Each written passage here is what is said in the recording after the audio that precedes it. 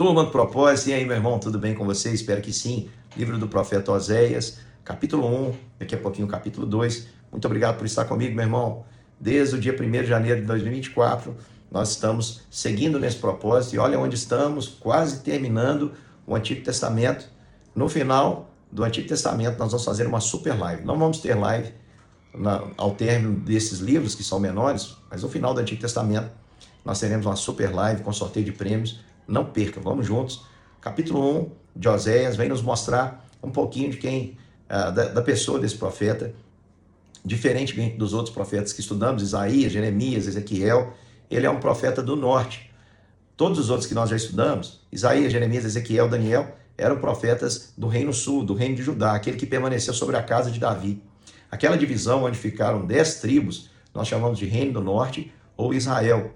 Ali, meu irmão, o Senhor vai levantar um profeta, o profeta Oséias, para que ele pregue diante de um cenário que parecia ser favorável.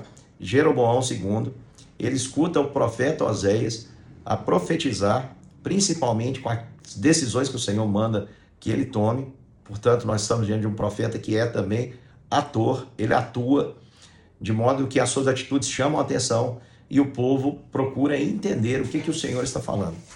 O profeta Oséias, só a título de informação, ele profetizou no mesmo período do profeta Isaías.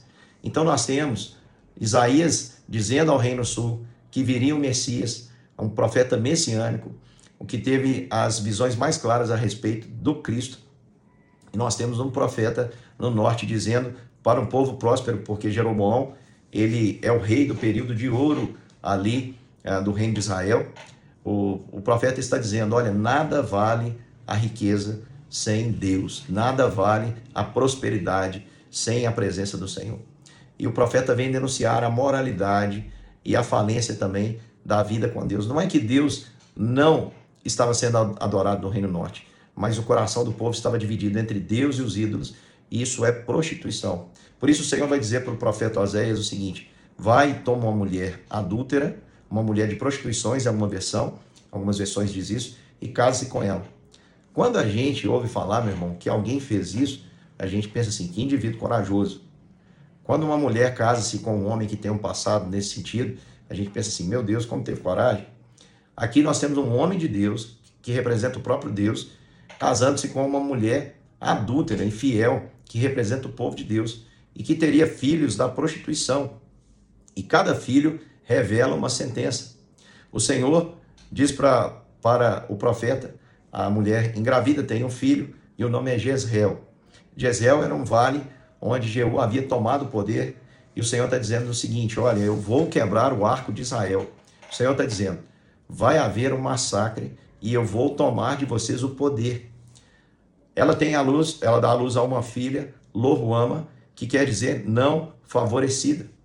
Então Jezreel, Deus promete semear ali um massacre, dar a recompensa dos atos de prostituição. Lo-ruama era a filha, a segunda filha, o segundo filho desse casal, e o filho da infidelidade é chamado de Lo-ruama, que quer dizer não favorecido. O Senhor está dizendo, eu vou trazer as consequências, eu não vou me compadecer de vocês. E havia ainda um terceiro filho, que recebe o nome de Lo-ami, que quer dizer não meu povo. E o Senhor está dizendo, vocês não mais serão o meu povo. O que é isso, meu irmão? O que isso representa? Representa, meu irmão, que o Senhor iria fazer com que a nação de Israel, por causa da sua infidelidade, a nação de Israel, conforme conhecíamos, deixasse de existir. Vai se levantar o Império Assírio, vai levá-la cativo.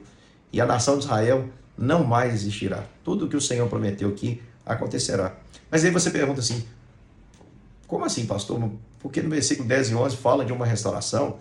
Por exemplo, lá diz assim, versículo 10, todavia o número dos filhos de Israel seria como a areia do mar, será como a areia do mar, que não pode medir-se, contar-se, e acontecerá que no lugar onde se dizia, vós não sois meu povo, se lhes dirá, vós sois filhos do Deus vivo. Então Deus que prometeu semear, espalhar, tomar o poder e dizer que eles não eram mais seu povo, agora promete que vai fazer com que esses filhos se ajuntem, que esses filhos sejam incontáveis, vai dizer que eles são seu povo. Como assim? Irmãos, eles vão fazer isso, e ainda diz mais, versículo 11, que os filhos de Judá e os filhos de Israel, aquelas nações que nunca mais se uniram, elas tornarão a se unir Juntos congregarão e constituirão sobre si uma única cabeça e subirão da terra, porque grande é o dia de Jezreel. Não é mais a casa de Davi outro rei, mas apenas aquele que viria de Davi. Lógico que esse versículo aponta para Jesus, aquele que viria, meu irmão, trazer uma nova concepção do que é o povo de Deus. Tem muita gente, irmãos, que está agindo errado, pensando que o Israel do Senhor é a nação que foi colocada em um espaço geográfico demarcado pela ONU no século passado. Nada disso, meu irmão. Sabe quem é o povo de Deus, o Israel de Deus, os verdadeiros filhos de Abraão? Aqueles que pisam na pegada de Abraão. Abraão é o pai da fé. E todo aquele que crê é filho de Abraão, faz parte do Israel de Deus. Porque Deus mandou Jesus para os seus não receberam, mas todos quanto receberam, deu-lhes o poder de serem feitos filhos de Deus, a saber, os que creem no seu nome. E em Jesus, irmãos, tudo isso é renovado. Em Jesus, nós somos acolhidos, não mais dispersos. Em Jesus, nós recebemos o favor imerecido, pela graça sois salvos. E em Jesus, nós recebemos o poder, o direito de sermos feitos filhos de Deus, porque cremos no seu nome. E agora nós somos filhos do Deus vivo, herdeiros com Cristo Jesus de todas as bênçãos celestiais. Que a mensagem do livro de Oséias, meu irmão, traga edificação para a sua vida. Você e eu éramos como Gomer, adúlteros, e muitas vezes ainda somos. Vamos após outros deuses, apesar de saber que Deus, que é o nosso, Jesus, que é o nosso noivo, que Deus, que é o nosso marido, vamos dizer assim, com quem nós temos uma aliança, provê tudo o que precisamos, nós ainda continuamos, muitas vezes, indo após ídolos do nosso coração. Mas ainda bem que aquele que se levantou, a raiz de Davi, o filho de Davi, Jesus Cristo, venceu e pagou o preço, nos purificando de todo pecado.